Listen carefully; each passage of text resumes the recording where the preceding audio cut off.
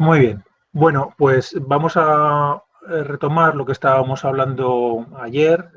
Os pongo en situación. Recordad que estábamos hablando de la filosofía política en la Inglaterra del 17, en ese contexto de conflicto social, de profundo conflicto social, de una guerra civil que enfrentaba por un lado a un bando defensor del absolutismo monárquico y por otro lado otro bando defensor del parlamentarismo en diferentes niveles, quienes apostaban por unas formas de parlamentarismo más democráticas y otros de forma más restrictiva. Ayer habíamos visto, aparte de la introducción, pues cuál era el planteamiento de Thomas Hobbes, que sin ninguna duda es el máximo exponente de las posiciones absolutistas. Y hoy lo que vamos a hacer para concluir el tema va a ser hablar de qué es lo que sucede en el bando parlamentario, que es lo mismo que decir qué es lo que sucede en el seno del New Model Army, ¿no? Del nuevo ejército modelo, ese que se construye precisamente encabezado por Cromwell para oponerse a las tropas del rey. ¿Qué es lo que sucede en este bando, en el bando parlamentario? Porque es un bando atravesado también por la discrepancia. Aunque hay un acuerdo en la defensa, en la crítica del poder absoluto del monarca, desde luego no hay una coincidencia en las positiva en cuanto al planteamiento político. Y son fundamentalmente dos las cuestiones que resultan problemáticas dentro de este bando y además son dos cuestiones que están estrechamente vinculadas. Por un lado, la cuestión de la propiedad y por otro lado, la cuestión del sufragio. La cuestión de la propiedad, porque vamos a ver desde quienes hacen una defensa cerrada de la propiedad privada, es más, que hacen de ella el eje de su discurso, lo vamos a ver inmediatamente, es el caso, la figura de John Locke. Eh, y quienes, por otro lado, lo que van a hacer es una crítica de esta propiedad privada más o menos intensa, y ahí vamos a tener a los niveladores y los los niveladores que aceptan la propiedad privada, pero nivelando, de ahí el concepto de niveladores, nivelando las propiedades, igualando las propiedades y por lo tanto igualando a los sujetos, y los cavadores que van a hacer una crítica radical de la propiedad privada y van a hacer una apuesta por la propiedad comunal, por la propiedad en común. Y vinculado al tema de la propiedad está el tema del sufragio, porque el mayor elemento de discordia inmediato dentro del ejército va a ser cómo abordar la cuestión del sufragio, porque va a haber quienes, los defensores de la propiedad, van a vincular sufragio y propiedad y van a entender que solamente tiene derecho a sufragio quien posee propiedades en Inglaterra, y dicen intereses en el país, y por lo tanto niegan el derecho a sufragio a buena parte de la población, y quienes van a entender que el sufragio es un derecho que debe acompañar a todo ciudadano del Estado. Estos son los dos elementos fundamentales de discordia en un ejército, en un bando político en el que encontramos fundamentalmente pues, a pequeños propietarios, artesanos y gente del común frente al otro bando constituido fundamentalmente por la nobleza terrateniente y el clero. Este bando, como os decía, tiene fundamentalmente tres expresiones. Por un lado, el planteamiento de Locke, por otro lado, el que hacen los niveladores y por otro, el que hacen los cavadores. Vamos a irlo viendo cada uno de ellos de una manera un tanto superficial, no vamos a entrar a fondo ni mucho menos en ellos. Como muchas veces os he insistido, mi objetivo es más dar un panorama que os pueda animar a entrar en determinados temas que profundizar mucho en ellos. No en vano estamos en primero y yo creo que estáis pues entrando en muchas cuestiones y por eso es más interesante el entreabrir puertas a las que podáis meter la cabeza para ver si lo que hay dentro os llama o nos llama la atención. Vamos a ver entonces qué es lo que dice cada uno de estos actores y luego nos iremos para finalizar a ese debate que ayer os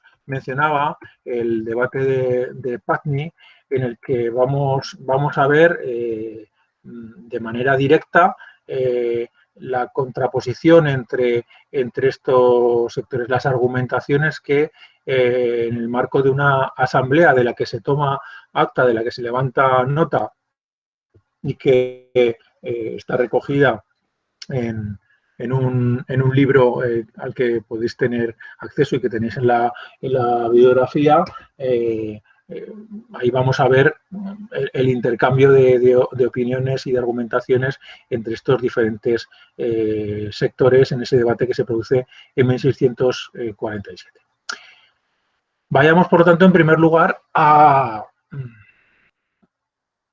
uno de los teóricos más importantes de la filosofía política, no ya del 17, sino de la modernidad en su conjunto, como es John Locke, un autor que vive entre 1632 y 1704 y al que podemos considerar sin ningún género de dudas como el padre del liberalismo político. Si Adam Smith es el padre del liberalismo económico, Adam Smith, que es un poco posterior a John Locke, John Locke es considerado como el padre del liberalismo político. Un liberalismo que él va a sustentar fundamentalmente sobre dos conceptos que voy a desarrollar a continuación y que desde mi punto de vista, y ya introduzco una crítica a la cuestión, que es la que aparece en el artículo que os he mandado también esta mañana vía internet, pues desemboca en lo que yo entiendo que es la doble falacia del liberalismo y veremos por qué hablo de esta doble falacia del liberalismo. El concepto de propiedad, sin ninguna duda, es absolutamente central en la filosofía de Locke. Y lo enmarca, como es propio de la época, en un contexto en diálogo con los textos religiosos, especialmente con la Biblia. Como ya os dije en la sesión de ayer, la política del 17 es una política impregnada de un aroma religioso. Muchas de las argumentaciones se nutren de los textos de la Biblia o de reflexiones de carácter religioso. Y Locke no es menos, ¿no? Y cuando se pregunta sobre la cuestión de la propiedad, pues evidentemente también se remite a la Biblia y utiliza una argumentación pues, que se coloca ciertamente entre medio de lo que podrían ser los dos extremos que había en aquel momento. Quienes argumentaban que en la Biblia encontrábamos planteamientos que hablaban de que el poder había sido otorgado a cierto sector social, a Adán y Eva y sus descendientes, mientras que otros sectores lo que argumentan es que en la Biblia lo que nos encontramos son textos que hablan de que el poder y la tierra en su conjunto fue dada al conjunto de la humanidad. Lo cual nos llevaría, en el primero de los casos, a argumentar un poder absoluto y la defensa de la propiedad privada, y en el segundo de los casos un poder extenso, horizontal, democrático y una propiedad común o cuando menos repartida. Locke dice que efectivamente en la Biblia se pueden encontrar elementos para argumentar ambas posiciones, y que ciertamente la Biblia lo que nos viene a decir es que, en efecto, Dios lo que hace es otorgar la tierra en común al conjunto de la humanidad. Y claro, desde ahí resulta un tanto complicado argumentar el tema de la propiedad. Y aquí es donde Locke introduce un argumento pues que luego va a ser realmente central en el desarrollo de la teoría política de la modernidad y que va a suponer pues un caballo de batalla entre las diferentes posiciones políticas que en ella se van a producir. Y es el concepto de trabajo. ¿Qué es lo que nos dice Locke en concreto en su segundo tratado sobre el gobierno civil? En ese segundo tratado sobre el gobierno civil, y en concreto en el capítulo 5, en el que habla de la propiedad, y que yo recomiendo que le echéis un vistazo, dice en el parágrafo 26, Dios, que ha dado en común el mundo a los hombres, también les ha dado la razón, a fin de que hagan uso de ella para conseguir mayor beneficio de la vida y mayores ventajas.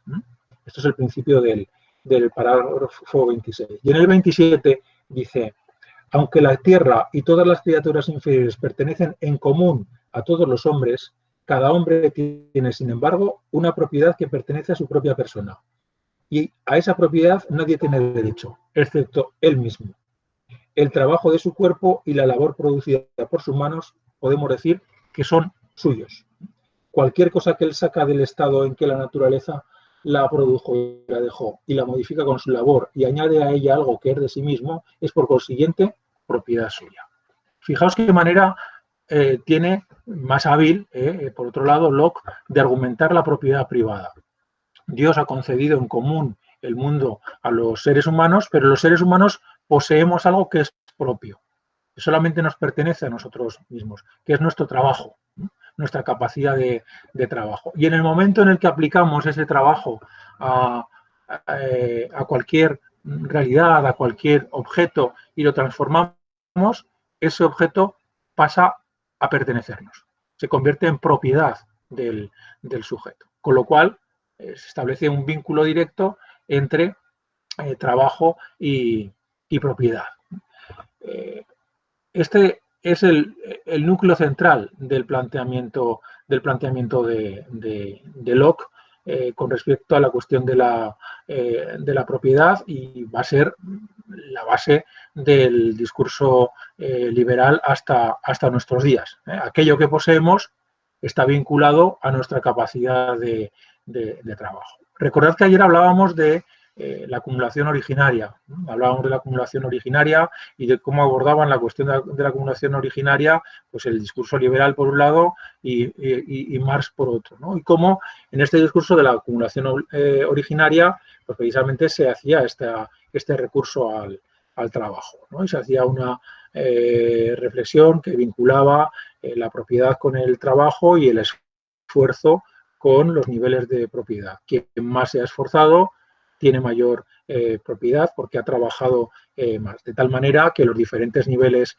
de riqueza existentes en la realidad son el fruto de ese diferente esfuerzo que desarrollan los seres humanos. Sería la manera que tiene el liberalismo de justificar las diferencias de propiedad, el esfuerzo.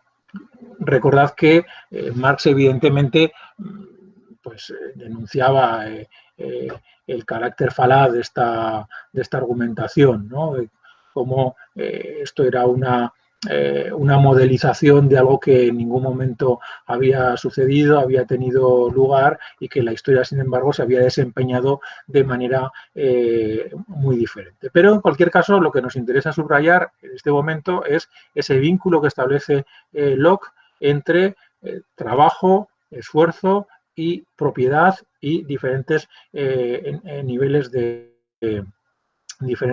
propiedad. En cualquier caso, hay que matizar que Locke lo que entiende es que la propiedad del sujeto tiene que estar vinculada también a su nivel, a su capacidad de disfrute, en el sentido de que no podemos acaparar, ¿no? El ser humano, el límite de la propiedad debe ser el acaparamiento. No se puede, no podemos acaparar aquellos bienes que no vamos a ser capaces de disfrutar. Esos carros de supermercado llenos de papel higiénico que hemos visto estos días, no sé qué preocupaciones tiene la gente en este país, ¿no? A mí lo del papel higiénico, la verdad es que es una cosa que me ha llegado al alma. No me parece demasiado comprensible que sea la primera preocupación que pueda tener la gente. Pero más allá de esta broma, que evidentemente ya veremos si son capaces, igual que se cagan mucho de miedo y entonces lo necesitan en cantidades ingentes, ¿no? Pero más allá de esta broma, evidentemente lo que Locke nos está subrayando es que el límite que puede haber en la propiedad del sujeto es aquello que el sujeto puede utilizar. No podemos tener más de aquello que podemos disfrutar, lo cual es muy interesante porque incluso en el discurso liberal originario hay una serie de prevenciones que nada tienen que ver con el desarrollo posterior del liberalismo. Muchas veces leyendo textos, no tanto de Locke como de Adam Smith, yo me he preguntado qué pensaría Adam Smith si levantara la cabeza en la actualidad y viera qué es lo que se hace en nombre del liberalismo, ¿no? Es algo que se ha dicho muchas veces de muchos autores, pero claro, cuando tenemos un sistema dominante en la actualidad, que es el liberalismo o el neoliberalismo, y vas a la doctrina de sus teóricos y ves las enormes distancias que existen entre el planteamiento que ellos hicieron en un determinado momento y la aplicación de su doctrina que se está haciendo en la actualidad, pues la verdad es que mueve a reflexión, ¿no? En cualquier caso, ahí tenemos un primer elemento que es el elemento de la propiedad vinculada al trabajo. Y el segundo elemento caracterizador del liberalismo es la defensa del concepto de libertad. La comprensión del sujeto como un sujeto caracterizado por su libertad. El ser humano es un ser libre que realiza que se desempeña desde una libertad que le es inherente y característica y que acompaña a su dignidad. Todo ser humano está caracterizado por la libertad. Estos dos elementos que Locke desarrolla en su teoría, yo creo que son dos elementos bastante falaces. ¿Por qué? Pues porque la práctica posterior de las sociedades liberales los tira por tierra, los desdice. Fijaos el vínculo que establece el liberalismo entre trabajo y propiedad. Lo establece sobre todo en un, y vuelvo a la expresión, in illo tempore, ¿no? En un determinado momento, ¿no? Los seres humanos, unos trabajaron, otros no trabajaron, se hicieron con riquezas y eso explica la situación actual. Bien, creo que es muy difícil en una sociedad capitalista seguir manteniendo el vínculo entre trabajo y propiedad, porque precisamente lo que caracteriza al capitalismo es la desvinculación entre trabajo y propiedad. El trabajador no posee lo que produce. El sistema capitalista fundamentado en el liberalismo político es la demostración palmaria de que no hay vínculo entre trabajo y propiedad, porque precisamente quien trabaja, quien produce, es quien no tiene la propiedad del objeto producido. No entro a que esto sea bueno, malo, no entro en consideraciones ni morales ni políticas. Simplemente lo que hago es señalar la contradicción, la evidente contradicción en la que cae el liberalismo. Hasta el punto de que quien produce el objeto no tiene su propiedad y, sin embargo, tiene la propiedad del objeto aquel que no ha participado en su producción. El trabajador de una fábrica de automóviles y que produce automóviles no tiene la propiedad de esos automóviles. La propiedad de esos automóviles la posee una serie de accionistas anónimos o los dueños de las fábricas, que son quienes realmente disponen de esos productos producidos por otros sujetos que no tienen la propiedad sobre los mismos. Con lo cual ahí tenemos una relación, una situación realmente contradictoria y un tanto sorprendente a la luz del planteamiento liberal. A la luz del planteamiento liberal. Lo mismo sucede con la cuestión de la libertad. Y esto me dará lugar a una reflexión muy interesante a partir de una tesis doctoral en la que estuve presente el año pasado. Se habla del carácter libre del sujeto. Los sujetos somos esencialmente libres y en esa condición de seres libres nos desempeñamos. Y nos desempeñamos también en el ámbito de lo económico. Sabéis que desde la perspectiva capitalista, el contrato es siempre el fruto del encuentro entre dos sujetos libres que acuerdan un contrato laboral. Bueno, yo creo que nada más alejado de la realidad, en la medida en que la relación entre esos sujetos es una relación absolutamente asimétrica, ¿no? Generalmente el trabajador no es libre de negociar su contrato, sino que en la mayor parte de las ocasiones debe aceptar aquello que se le pone encima de la mesa porque sabe que detrás de él hay un montón de gente esperando para incorporarse al mercado laboral y que si él dice que no, pues va a ser otra persona la que diga que sí y por lo tanto va a quedar al margen si dice que no del mercado laboral, que es lo peor que le puede ocurrir a un trabajador en una sociedad capitalista, ¿no?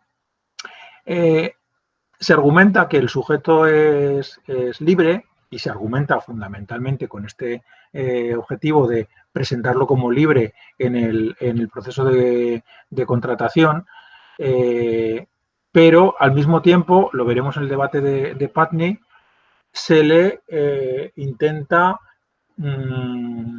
objetar el acceso a la participación política.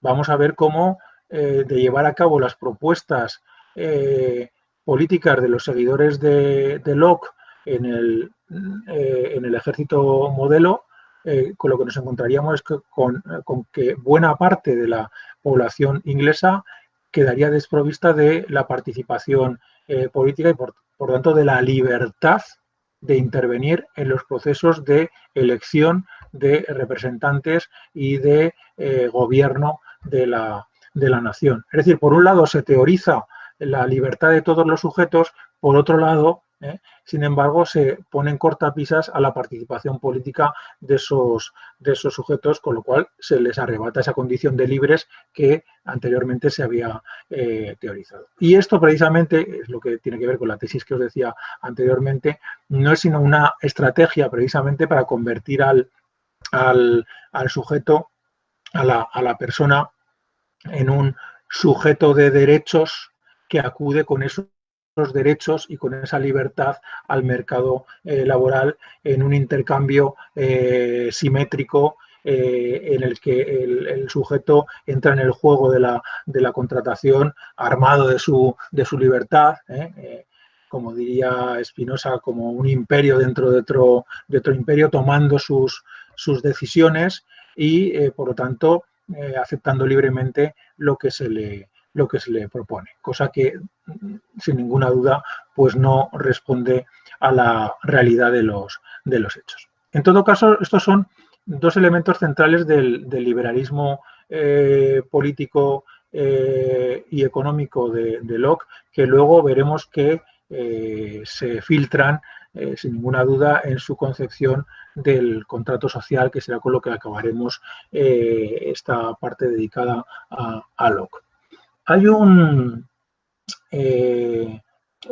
bueno, también es importante señalar aquí una cuestión que ayer no llegué a señalar, y es algo que no se suele poner de manifiesto y que suele quedar escondido en nuestra historia. Hay muchas cosas en nuestra historia que en realidad están escondidas.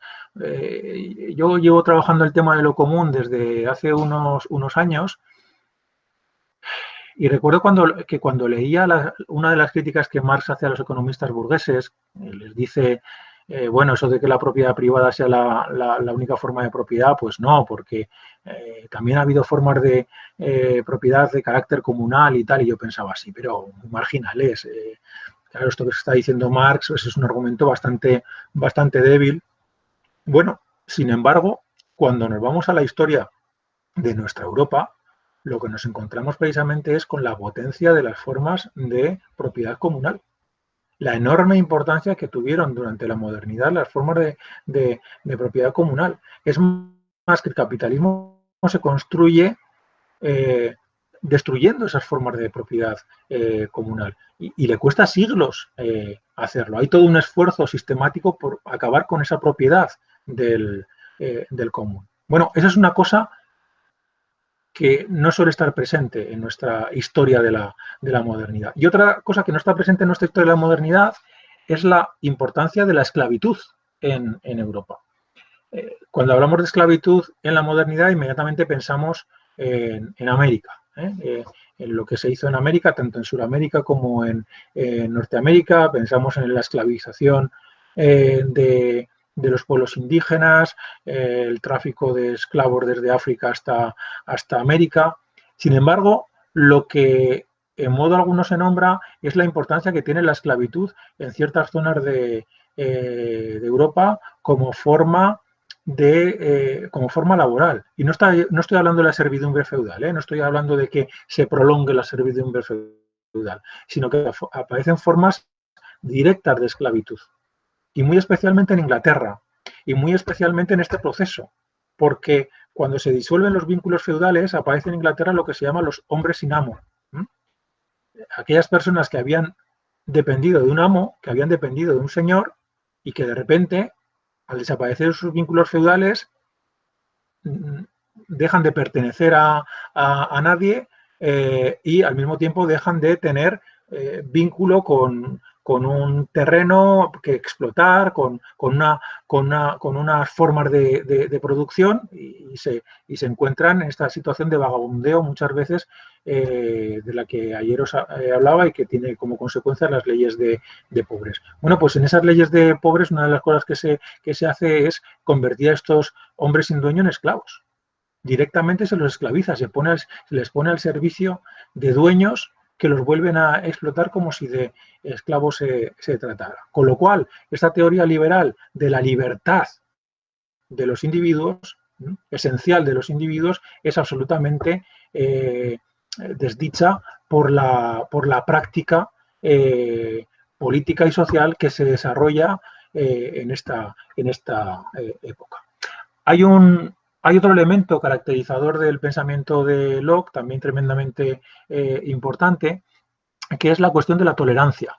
La cuestión de la tolerancia que, de hecho, se va a sustanciar en su Carta sobre la tolerancia, que él redacta en 1689 y que evidentemente hay que enmarcar en el contexto de ese conflicto religioso que atravesaba Europa en la época, en el 16 y en el 17, y muy singularmente en Inglaterra con esa guerra que en realidad era una guerra que también enfrentaba a diferentes posiciones religiosas. Bueno, pues ante esa situación Locke es un defensor de la tolerancia. Pero cuidado, cuidado. Cuidado porque la tolerancia en esta época es una tolerancia absolutamente restringida, ¿no? El edicto de tolerancia de 1598 en Francia, del que os hablaba hace unos días, ese edicto de tolerancia en realidad solamente afecta al culto de católicos y protestantes. Bueno, pues la tolerancia por la que aboga Locke es una tolerancia que afecta a las diferentes sectas, a las diferentes confesiones, pero en absoluto a aquellos que no tengan ninguna confesión, al ateo, ¿no? El ateo queda absolutamente fuera de la tolerancia. Fijaos, por ejemplo, a Locke se le encargó que redactara la Constitución de Carolina, de la colonia de Carolina en Estados Unidos, y en ella se dice textualmente que no se permitiría ser ciudadano a menos que se reconociera a Dios, se fuese miembro de una iglesia y que no se usara ningún lenguaje reprochable, ofensivo o abusivo contra ninguna religión. Es decir, que para ser ciudadano hay un vínculo entre ciudadanía y confesión religiosa. Si no hay confesión religiosa no se puede ser ciudadano. Con lo cual, la idea de tolerancia es una idea muy limitada, muy limitada. Esto nos permitiría entender y reforzar el análisis de Spinoza, que abordaremos la semana que viene. Pero ese debate sobre el carácter de Spinoza, si Spinoza era o no era ateo. Evidentemente, en aquella época nadie se podía proclamar abiertamente ateo, porque como mínimo podía perder esos derechos religiosos, esos derechos civiles a los que nos estamos refiriendo, pero seguramente podría ir mucho más allá. En 1600 Giordano Bruno había sido quemado en la hoguera, y no precisamente por declararse ateo. Las hogueras de la Inquisición seguían todavía humeantes en aquella época y lo seguirán estando durante cierto tiempo. De ahí entiendo yo lo que Althusser denomina la gran estrategia spinosiana, ¿no? Cuando Spinoza dice aquello de Deus sive natura, Deus sive natura, Dios o la naturaleza, que algunos leemos como que allí donde pongo Dios, pongan ustedes naturaleza. No puedo decir que soy ateo y utilizo esta estrategia para desarrollar una filosofía en la que Dios no desempeña ningún papel, pero no puedo decirlo. Precisamente por esta concepción de la tolerancia que tienen autores como puede ser el caso de Locke.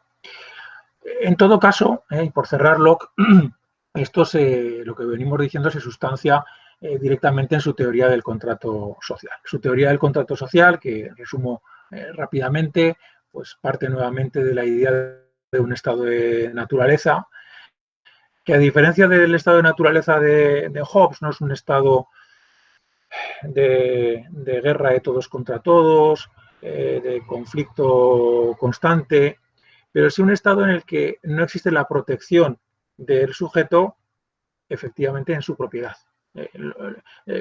La propiedad del sujeto no está garantizada porque no hay instituciones que la protejan y, por lo tanto, el sujeto como propietario se siente amenazado en ese estado de naturaleza. Y esa amenaza que siente el sujeto en el estado de naturaleza es lo que va a llevar al contrato social. Y el resultado del contrato social que plantea Locke pues será una monarquía parlamentaria en la que habrá sí un monarca, pero limitado por el Parlamento. Un Parlamento con ciertas atribuciones políticas, un Parlamento que representará una parte de la nación, no a toda la nación, porque Locke no defiende en absoluto el sufragio universal, y se establece así una forma de gobierno, uno de cuyos objetivos fundamentales va a ser, sin ninguna duda, la defensa de la propiedad. Este es el planteamiento que hace Locke con respecto al estado de naturaleza. Pero dejamos de lado a Locke, y avanzamos hacia los otros actores del bando parlamentario, hacia las otras teorías políticas que podemos encontrar en los revolucionarios ingleses del 17. Revolucionarios en la medida en que están acabando con una monarquía absoluta, con un poder absoluto, y están planteando otras formas de gobierno. Y ahí es donde encontramos como os decía, a los niveladores y los cavadores.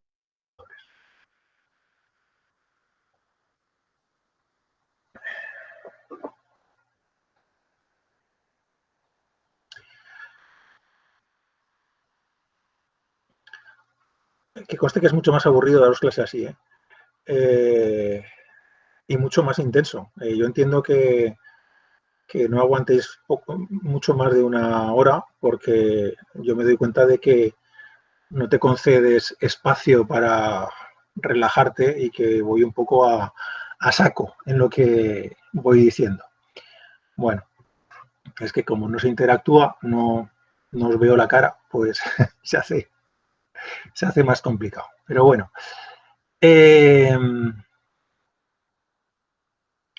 cavadores y niveladores, niveladores y cavadores, que son teóricos, que son sectores políticos, pues que no han sido demasiado considerados en la historia del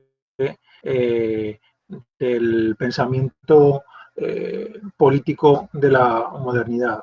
Os recomiendo, si os interesara saber sobre ellos, os recomiendo un libro de Christopher Hill que se titula El mundo trastornado, en el que se hace un análisis de, de estos teóricos de la Revolución Inglesa. Christopher Hill era otro historiador marxista británico. Gran Bretaña tiene una escuela de historiadores marxistas magnífica, estupenda. Hobsbawm, Hill, Thompson, tremendamente interesantes. Yo os animaría a que les echarais un vistazo a su obra, porque merece la pena el tenerlos en cuenta. Bueno, niveladores y cavadores, o levelers y diggers, como también se les conoce, levelers y diggers, son independientes sin iglesia, que se oponen a los presbiterianos y a los episcopalianos, que eran los que nutrían fundamentalmente las filas de los absolutistas. Son independientes sin iglesia, no hay una iglesia que los agrupe, y como es propio en esta época, van a nutrir buena parte de su reflexión política de argumentos procedentes de la Biblia y de textos sagrados. Entienden que la gracia divina no es una gracia que se otorga a ciertos hombres concretos, que son los santos, sino que la gracia divina se extiende y llega a todos los seres humanos, y que todos los seres humanos participamos por igual de esa gracia de Dios. Y precisamente porque todos participamos de esa gracia de Dios, de lo que se trata es de, como dicen los niveladores, de nivelar a los seres humanos, porque se hallan a la misma distancia de Dios, han recibido los mismos dones de Dios, y por lo tanto no es lógico, no es aceptable las diferencias existentes entre ellos.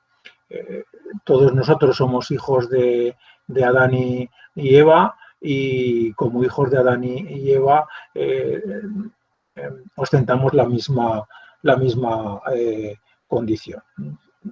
Formamos una multitud de sujetos con derechos semejantes. Claro, esa idea de multitud, que es la que van a defender levelers y diggers, niveladores y cavadores, es muy criticada. Es muy criticada desde los sectores absolutistas, por teóricos, no solamente por Hobbes, sino por otros teóricos, como puede ser el caso de Robert Filmer, ¿no? Quien, utilizando también los textos bíblicos, lo que dirá es que Dios concede el poder y la propiedad a Adán y a sus descendientes directos, no al conjunto de la humanidad, sino a lo que él llama los patriarcas, con lo cual el poder y la propiedad no debería estar extendido entre todos los seres humanos, sino solamente entre ciertos seres humanos a los que Dios ha concedido esa potestad. Es decir, lo que hay es un debate sobre el origen del poder y sobre, no tanto sobre el origen del poder, porque se entiende que el poder se encuentra en Dios, sino sobre el lugar en el que se deposita el poder. Si el poder queda jerarquizado y por lo tanto todavía con unos ciertos efectos de trascendencia, exactamente igual que veíamos en la antigua Grecia, solamente en aquel caso decíamos los descendientes de los dioses, en este caso aquellos a quienes Dios había señalado, los santos, podríamos decir con la terminología que anteriormente mencionábamos, o bien que ese poder se había derramado por el conjunto de la sociedad, se había hecho inmanente y a todo el mundo pertenecía por igual. Fijaos que no es el único elemento que nos permite acercarnos al planteamiento griego, a lo que vimos en Grecia. Hay otra cosa que me parece también tremendamente interesante y que voy a comentar muy brevemente. Si recordáis, cuando hablábamos de Grecia, planteábamos ese vínculo o esa contaminación entre lo científico y lo político, entre el lenguaje de la ciencia y el lenguaje de la política. Como en Anaximandro nos encontrábamos una serie de expresiones referidas al cosmos que venían directamente del ámbito de lo político, que podíamos entender como expresiones de carácter político. Bueno, pues en esta época sucede algo semejante, sucede algo semejante. Recordad que decíamos que había un empeño en la modernidad de intentar realizar una reflexión sobre la ciencia, intenta encontrar las leyes de funcionamiento del cosmos, decíamos. Pero esa mirada científica, esa mirada en la que la ley tiene desempeña un papel fundamental, quiere llevarse también a otros ámbitos de la realidad. Y el mecanicismo pues empieza a impregnar el discurso antropológico, el discurso político. La ciencia no está desvinculada de lo político. Y en este sentido es muy interesante ver cómo el caso de un científico, Boyle, que formuló una ley junto con Boyle era inglés, y junto con Marriott, bueno, junto con no, pero al mismo tiempo que Marriott, un científico francés, enunciaron una ley creo que era sobre el funcionamiento de los gases. Estoy intentando recordar lo que estudié en la escuela, nada menos, la ley de Boyle-Marriott, que yo creo que hacía referencia al tema de los gases, al funcionamiento de los gases.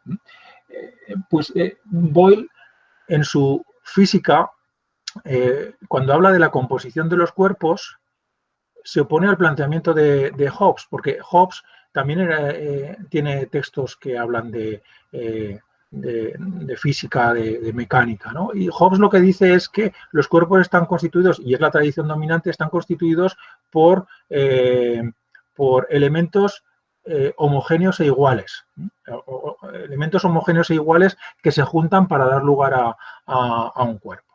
Mientras que Boyle lo que va a decir es que los cuerpos están constituidos, dice textualmente, por una multitud de corpúsculos diferentes entre sí, pero que se juntan para dar lugar a un cuerpo, para componer un cuerpo, que desde sus diferencias articulan un cuerpo con una cierta homogeneidad. Es decir, hay dos concepciones de la composición de los cuerpos. Una que los entiende como compuestos de partes homogéneas, que sería la que desarrolla Hobbes, y otra que los entiende como efecto de la unión de partes heterogéneas y diferentes que se aunan en ese cuerpo unitario. Este planteamiento de Boyle pues, está muy cercano a la teoría de la multitud de Spinoza. Spinoza, que en sus reflexiones sobre la física, fundamentalmente en las cartas que intercambia con Oldenburg, hace una defensa de esta concepción también. Esta idea de que los cuerpos están unidos, están compuestos de elementos heterogéneos. Es decir, esa multitud esa multitud constituyente de un conjunto superior, por un lado es entendida desde la óptica de Hobbes como el efecto de la unión de lo semejante, mientras que en el otro es entendida como la unión de lo diferente, cosa que creo yo que es bastante interesante subrayar, porque también incluso nos podría llevar a recordar el planteamiento o la contraposición entre la física que representa la física determinista de Demócrito y la física indeterminista de Epicuro, que por cierto es el tema de la tesis doctoral de Marx. Marx, su tesis doctoral es una comparación entre los sistemas de la naturaleza de Demócrito y de Epicuro. Y Marx subraya el carácter determinista de la física democritea y el carácter indeterminista de la física de Epicuro, con ese concepto de clinamen, de inclinación que caracteriza a los átomos y que hace que se junten de manera aleatoria, dando lugar a ciertas unidades superiores. ¿Qué quiero decir con esto? Bueno, pues lo que quiero decir es que el planteamiento físico y el planteamiento político tienen elementos de encuentro. Y ya si me dejáis que acabe con esta cuestión que a mí me parece muy interesante, que simplemente os dejo encima iba a decir de la mesa, del teclado del ordenador, para que la reflexionéis un poco si queréis, un texto que os he recomendado en alguna ocasión, un maravilloso texto de Althusser que se titula Para un materialismo aleatorio, comienza de esta manera tan brutal. Comienza diciendo il pleut, punto. Es decir, llueve. Llueve. ¿Y qué es lo que llueve? Los átomos de Epicuro. Y cuando él está hablando del materialismo aleatorio, del materialismo del encuentro, lo que está hablando es de esa lluvia de átomos de Epicuro que componen cuerpos desde la diferencia, componen unidades superiores desde la diferencia. Bueno, pues ahí vemos cómo la teoría física y la teoría política se encuentran en cierto modo.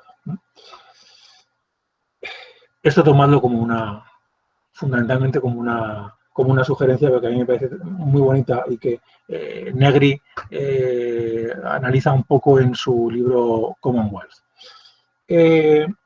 Los levelers, los niveladores, tienen diferentes textos en los que se expresan. También tenéis que tener en cuenta que esta es una época, la de la guerra civil, en la que, como consecuencia precisamente de la guerra civil, va a haber una gran libertad de imprenta. Se va a permitir pues imprimir gran cantidad de textos que anteriormente estaban prohibidos, lo que hace que haya una gran proliferación de textos políticos que circulan por Inglaterra en aquella época, ¿no? Ellos, los niveladores, en 1646, por ejemplo, editan, imprimen un texto que se titula, vaya, ya, ¿qué vamos a hacer? Perdonadme por, bueno, es que es así, es que Vox Plebis, la voz de la plebe, de que no se hayan robado esa palabra tan bonita que es Vox, la voz de la plebe en 1646, un texto en el que apoyándose en Maquiavelo, fijaos, apoyándose en Maquiavelo, el Maquiavelo de los discursos, reclaman el sufragio universal, la igualdad entre los individuos, la rotación de cargos, nuevamente, la rotación de cargos, y se realiza una crítica de la riqueza. Porque la diferencia que hay entre niveladores y cavadores es que los niveladores aceptan la propiedad privada. Pretenden nivelarla, la propiedad privada, pero la aceptan, como se puede ver en la que es la obra fundamental de los niveladores y que es escrita por Harrington y que se titula Oceana, Oceana de Harrington, que es una obra de 1656 y en la que lo que se plantea es que el origen del mal es el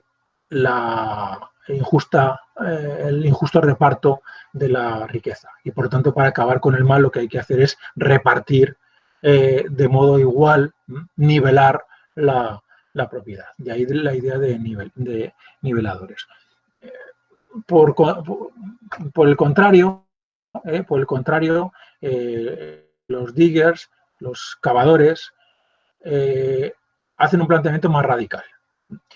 En primer lugar, decir que se llaman diggers o cavadores por un gesto simbólico que realizan en un determinado momento, y es que un domingo deciden irse a un monte en las cercanías de Londres y ponerse a cavar en el monte para cultivarlo y para reivindicar ese monte como propiedad comunal. Fijaos, un domingo, un día en el que no se podía, en teoría, trabajar, con lo cual hay un gesto de desobediencia en el ámbito de lo religioso, y se produce la apropiación comunal de algo que era en aquel momento privado y que se recupera para el común. Y por eso se les conoce como cavadores, ¿no? El máximo representante de los cavadores, el máximo teórico de los cavadores es Winstanley, que escribe un libro conocido como La ley de la libertad, que es de 1652. Y, como os decía, los cavadores tienen una posición más extrema y realizan una crítica radical de la propiedad. Entienden y utilizan ahí un lenguaje bíblico. Dicen textualmente que la propiedad está en el origen de la caída, la caída en el sentido de lo que sucede con el ángel caído, el ángel caído que deja de estar en la presencia de Dios, el ángel caído Satán, el ángel caído Satán, el ángel caído que deja de estar en la presencia de Dios y cae. Bueno, pues la caída de los seres humanos, la pérdida del vínculo con Dios o de una situación de bienestar del ser humano, se produce por la aparición de la propiedad. La propiedad es el origen del mal.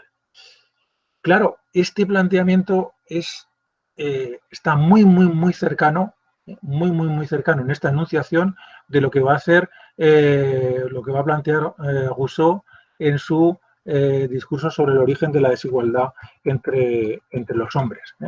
Recordad que discurso sobre el origen de la desigualdad entre los hombres, comienza diciendo aquello de hay de aquellos que fueron tan simples que en un determinado momento, cuando alguien cercó un terreno y dijo esto es mío, lo aceptaron. Ahí comenzó todo el problema de la humanidad. Cuando la gente aceptó que alguien dijera que esto es mío. La propiedad, por lo tanto, como origen en Rousseau, de la degeneración social, en los cavadores como origen del mal. Cavadores que califican a los reyes como tiranos, ladrones y, esto es muy importante, expropiadores. Expropiadores de lo común, expropiadores de lo que había pertenecido al conjunto del pueblo. Muy brevemente, estos son los planteamientos teóricos que podemos encontrar en niveladores y cavadores y que confrontan fuertemente con las posiciones de los seguidores de Locke, de aquellos sectores liberales dentro del nuevo ejército modelo, como vamos a ver en el último apartado del tema, que es el que se refiere al debate de Putney de 1647, que vamos a ver a continuación de manera breve. Primero señalar que es importante tener en cuenta que el nuevo ejército modelo es un sujeto político. Es un sujeto político. No es solamente un sujeto militar, es un sujeto político en el que se produce una discusión política y se entiende como la expresión de expresión política del pueblo. A mí me recuerda mucho a lo que sucede en 411 antes de la era en Atenas, cuando se produce el golpe de estado oligárquico y la flota ateniense que está en Samos se declara el pueblo ateniense. Es decir, nosotros somos Atenas. Nosotros somos Atenas. Atenas no es unas murallas, unos edificios, una geografía. Atenas es su ciudadanía y nosotros en estos momentos somos la ciudadanía libre de Atenas y nosotros vamos a tomar las decisiones políticas que competan. Bueno, pues el nuevo ejército modelo se entiende a sí mismo como sujeto político. Y como tal sujeto político, en 1647 se reúne a las afueras de Londres, en Putney, para debatir una serie de cuestiones. Entre ellas, qué hacer con el rey. Entre ellas, qué hacer con el rey, porque el monarca ha sido apresado y hay quienes proponen que sea ejecutado, otros que quieren mantenerlo preso. Tened en cuenta que estamos en una situación realmente novedosa. El hecho de una sublevación popular contra un monarca que es apresado y sobre cuya suerte hay que tomar una decisión. Y que mientras los sectores liberales pues van a plantear mantener la vida del rey, pues los sectores más radicales van a pedir su ajusticiamiento. Pero ya veremos cómo acaba la cosa, que es muy curioso cómo acaba la cosa. Bien. El debate de Putney es tremendamente interesante, entre otras cosas, porque hay constantes referencias a la religión. Constantes referencias a la religión. Y Cromwell, que es el máximo responsable del ejército y posteriormente será Lord Protector, quien gobierne la república que se va a proclamar tras la ejecución del rey. Cromwell constantemente hace referencia a la voluntad de Dios. Y lo hace de una manera muy, muy torticera. ¿No? Dice, a mí me da un poco igual lo que aquí decidamos, si decidimos acabar con el rey o mantenerlo con vida, o que la gente vote o que la gente no vote. Nosotros lo que tenemos que hacer es ser la expresión de la voluntad de Dios. Si somos capaces de ser expresión de la voluntad de Dios, pues todo estará bien. Tenemos que estar atentos a qué es la voluntad de Dios. Pero, claro, nunca acaba de expresar qué es esa voluntad de Dios. Y en el trasfondo que hay es que la voluntad de Dios es lo que él defiende, sin ninguna duda. Y es tremendamente sintomático que cada vez que hay una discusión, cada vez que acaba una de las jornadas de discusión, Cromwell lo que hace es invitar a todo el mundo a irse a rezar juntos. Y ahora vámonos a rezar, ¿no? Y la oposición nunca va a rezar con él, ¿eh? Nunca entra en ese juego porque entiende que Cromwell está utilizando esa estrategia como una manera de laminar las posiciones de los sectores populares, porque en última instancia lo que nos encontramos es un enfrentamiento entre los propietarios y aquellos que no tienen propiedades. Es decir, si me dejáis decirlo así, una lucha de clases interna dentro del propio ejército modelo, ¿no? El elemento fundamental que se somete a discusión es la cuestión del sufragio, ¿no? La cuestión del sufragio. ¿Quién debe tener derecho a sufragio en la nueva sociedad que se va a crear? Cuestión que pues es recibida con estupor por los sectores populares. ¿Por qué? Porque lo que se está diciendo desde los sectores liberales, desde los sectores propietarios, es que solamente va a tener derecho a sufragio aquel que tiene propiedades. Con lo cual, quienes están participando en la guerra, quienes están exponiendo su vida, quienes se han implicado en un proceso político para tener derechos, sin embargo, se encuentran con que sus compañeros de viaje les están negando esos derechos. Y de ahí el estupor, el no entender nada. ¿Qué hacemos aquí entonces? Nosotros sí, en este proceso político en el que nos hemos implicado, nos estáis diciendo que no nos vais a dar los derechos que nosotros reclamamos.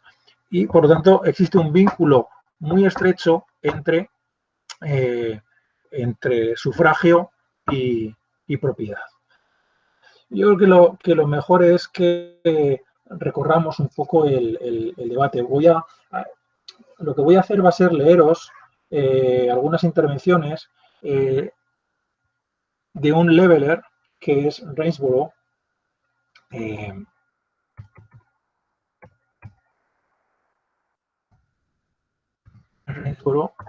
y de el lugarteniente de Cromwell, que es Ayrton. Voy a leer el diálogo, no entero, ni mucho menos. Voy a coger fragmentos del diálogo entre los dos, porque aquí está el núcleo de la cuestión, el núcleo de la problemática. Voy a empezar leyendo lo que dice en un determinado momento Gainsborough. Dice lo siguiente. Fui yo mismo quien solicitó, tener en cuenta que lo que estamos leyendo son las actas de aquellas reuniones, es decir, que había quien estaba tomando nota de lo que se decía y se han conservado esas notas y esas notas se han convertido en publicación, ¿no? Fui yo mismo quien solicitó que se incluyeran aquellos que habían aceptado el documento, ya que verdaderamente pienso que el ser más pobre de Inglaterra tiene el mismo derecho a vivir que el más rico, y por ello, señores, creo que está claro que cada hombre que tenga que vivir bajo un gobierno tiene primero que aceptar con su consentimiento a este gobierno. Y mantengo que el hombre más pobre de Inglaterra no tiene la obligación de obedecer a un gobierno en el que no ha participado de su construcción. Y estoy seguro de que cuando se hayan escuchado razones en contra de este argumento, alguien la rebatirá, ya que pongo en tela de juicio que existe algún inglés que dude de la legitimidad de estas cosas. Esto es lo que plantea Gainsborough. A lo que inmediatamente no cambio de página siquiera, contesta Ayrton. Por mi parte, dice Ayrton, no creo en absoluto que sea un derecho. Pienso que ninguna persona tiene derecho a ejercer una participación en la ordenación de las cuestiones del país, determinar o elegir aquellos que a su vez establecerán las leyes bajo las cuales debemos ser gobernados en este país. Ninguna persona que no tenga un interés permanente y sólido dentro de este país tiene derecho a esto, ¿no? Es decir, solamente tiene derecho a participar, ¿no? La participación política no es un derecho, ¿no? Es un derecho derivado de la propiedad. Primero hay que tener propiedad para tener derecho. No es un derecho que acompañe consustancialmente al sujeto. Sigue hablando y dice que aquellos que eligen a los representantes que elaboran las leyes por las que tiene que ser gobernado este Estado y este país son las personas que comprenden los intereses de este reino. Quien no tiene propiedad no comprende los intereses del reino. Esto es, aquellas que poseen las tierras y los miembros de la corporación que tienen en sus manos todo el comercio, terratenientes y comerciantes. Esos son los que tienen que tener derecho a voto, es decir, una democracia de carácter censitario, como hemos mencionado en alguna ocasión. Esta es la argumentación de Ayrton, a la que contesta del siguiente modo nuevamente Rainsborough. Vayamos al problema que nos ocupa. Nada de aquello que he oído puede hacerme entender por qué un hombre nacido en Inglaterra no habría de tener derecho de voto en la elección de diputados. Yo pienso que los motivos principales por los que Dios omnipotente otorgó la razón a los hombres fue para que se sirvieran de ella y la usaran para el fin y el objetivo por el que se la otorgó. No reconozco ningún pasaje en la ley de Dios que afirme que un lord tenga que elegir a 20 diputados, un gentilhombre a 2 y un pobre a ninguno. No encuentro nada parecido en el derecho natural ni en la ley de las naciones, pero pienso que todos los ingleses deben estar sujetos a las leyes inglesas y creo sinceramente que no existe ninguna persona que niegue que el fundamento de cada ley reside en el pueblo, y si reside en el pueblo es necesario que cada uno se responsabilice de su propia exclusión de voto. Es decir, en la Biblia no encontramos esta distinción a la hora de la participación política.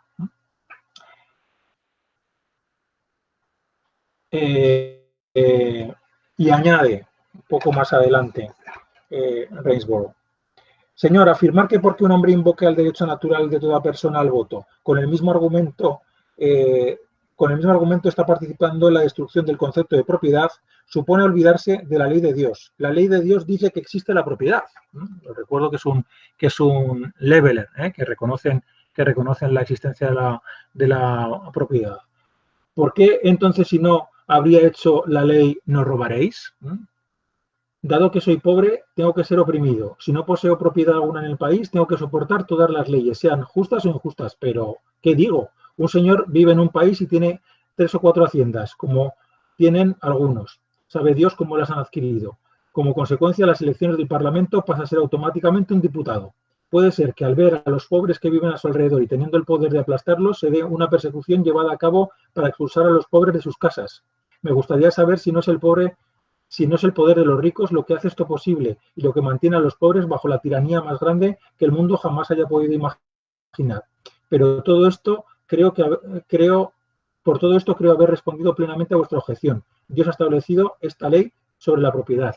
No robarás. Es decir, no robarás, que en realidad se lo está lanzando a la cara a los propietarios. Y es tremendamente curioso cómo termina su argumentación Ayrton, porque después de que Rainsborough le haya estado constantemente haciendo referencias a la Biblia y a Dios, pues Ayrton, imagino que ya un poco cansado del debate, dice: la ley de Dios no me concede la propiedad ni tampoco lo hace la ley de la naturaleza, pues la propiedad deriva de una constitución humana.